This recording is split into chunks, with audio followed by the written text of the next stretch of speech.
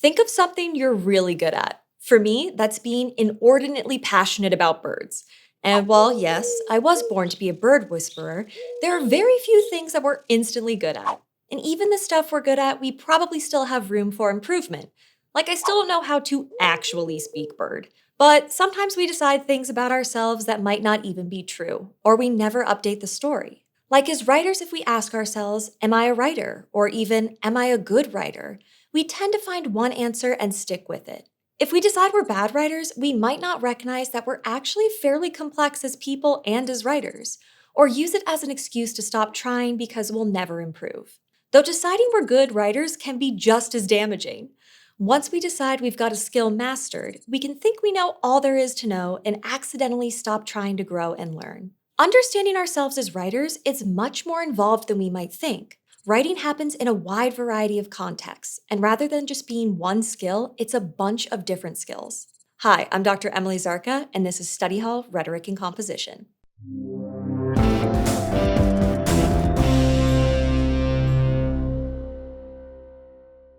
Whether we think we're good or bad writers, or something in between, if we want to become better writers, we have to get a complete picture of our writing in the past.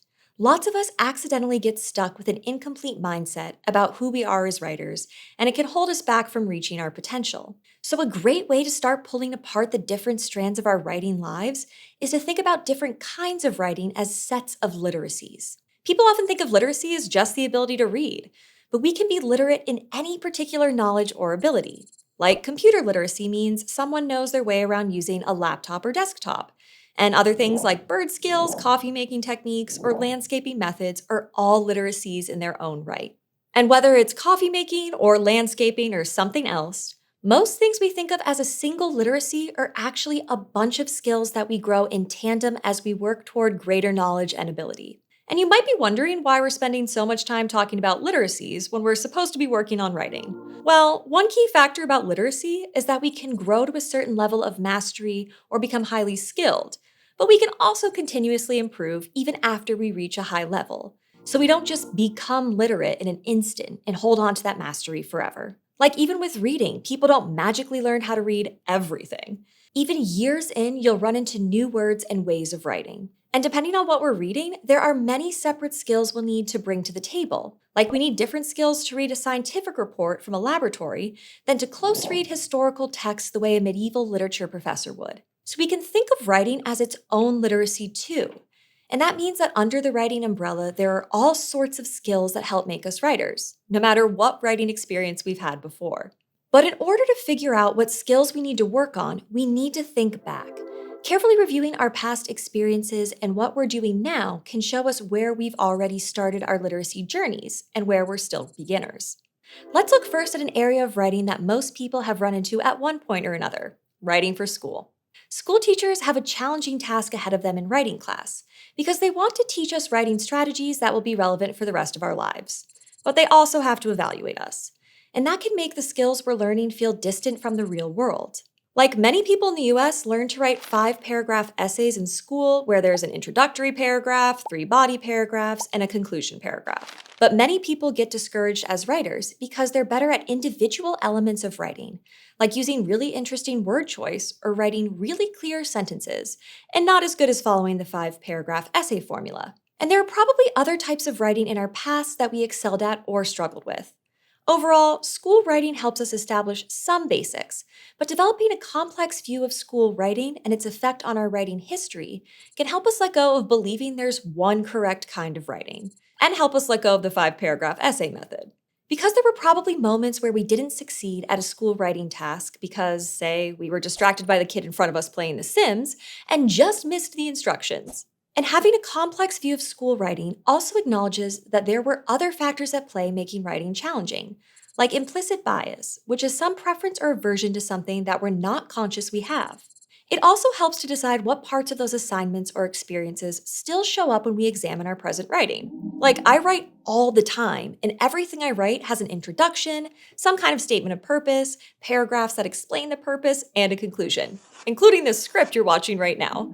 But I can't remember the last time I wrote a specifically 5-paragraph essay. Workplaces or even specific fields can also hold up particular kinds of writing as correct. Like maybe your boss goes on about short sentences as the biggest concern in documents. Even if there are bigger issues to address, you learn that your particular boss is going to focus on this, and it's worth just reworking those sentences given this context. That's just one example, but most workplaces operate under some assumptions about writing, like that all of our writing should focus on selling, selling, selling, or they might think that all our writing should be precise and full of dense technical terms, even if we're not writing for an audience who has that know how. So, just like in school, we simplified writing into 5 paragraph formulas, in every workplace writing context, we'll be invited to believe simplifications, like writing is for memos only, or writing well isn't as important as new technical products for our clients. There are things we can learn from these simplifications about different writing skills, but they aren't the single simple truth about writing.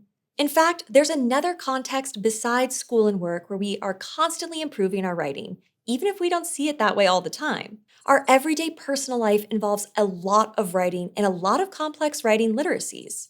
Like if you have to hustle 2 kids out of the house quickly, your note to a spouse might be only 10 words long and still convey where you're going, what you need from the grocery store, and when you'll be home, all while strengthening an emotional bond between you. That's an incredibly sophisticated writing task. Or if you're helping a family member get the medical care they need, you may be writing long emails and filling out complex forms for multiple healthcare providers, insurance providers, and other family members. You're having to make sure you all understand the plan and how it will change given certain conditions, all while keeping a written record to share if you need to loop someone new in.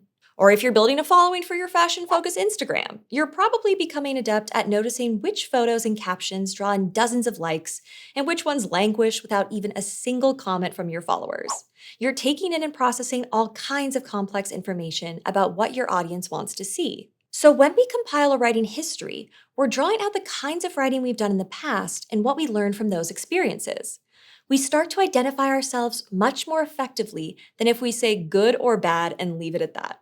And we can build on what we learned in school or work or just by being out in the world and extrapolate a few principles that we're going to return to over and over in this course and even in life. First, not all writing is in essay form. Emails, tweets, texts, sticky notes, letters delivered by homing pigeons, and more are all forms or genres of writing. Next, writing is a set of skills that are learned, practiced, and continually improved, not something that we're either born able to do or are just incapable of achieving. And finally, when we're mastering the building blocks of English grammar, it's easy to get the idea that good writing means good grammar. Teachers who are trying to help us navigate the dizzying complexities of English grammar can end up discounting the many dialect differences in English. They want us to have the tools to communicate broadly, but sometimes that means focusing on a single rules-focused way of learning. This can particularly be an issue for non-native English writers, writers from rural or southern areas, and Black Americans who regularly use African American vernacular English. And while, yes, we want to be clear and knowing grammar rules helps us do that, we can look at language more complexly as we progress in our writerly journeys. Communities of English language writers use different vocabulary and sentence structures, so if our community's English usage was different from our teachers, we might have gotten the impression that we weren't good at writing.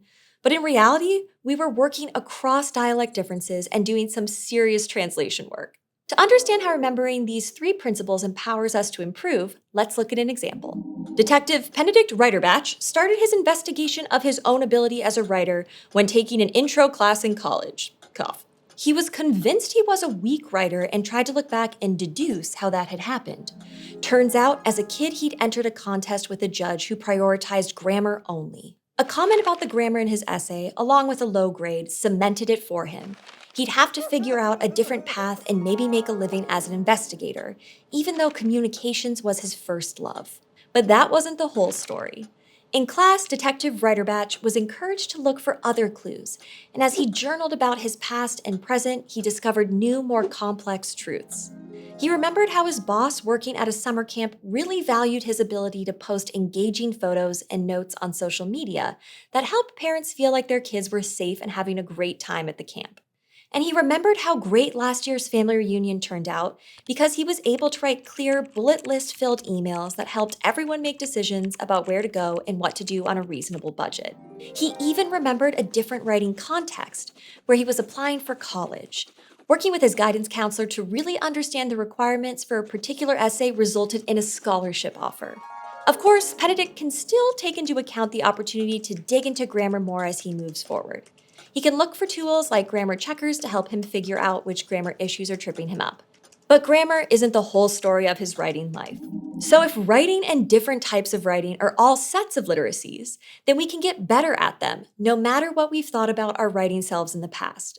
It's really liberating to realize our potential for growth. Because we're always writing something, be it personal, school, or workplace writing, we've got lots of examples to draw from as we dive into more techniques, tools, and strategies for writing more effectively. Our stories about who we are as writers aren't set in stone. New stories are available to us whenever we're ready to uncover new aspects of our writing experiences and chart a new path forward. Thanks for watching Study Hall Rhetoric and Composition, which is part of the Study Hall Project, a partnership between ASU and Crash Course. If you liked this video and want to keep learning with us, be sure to subscribe.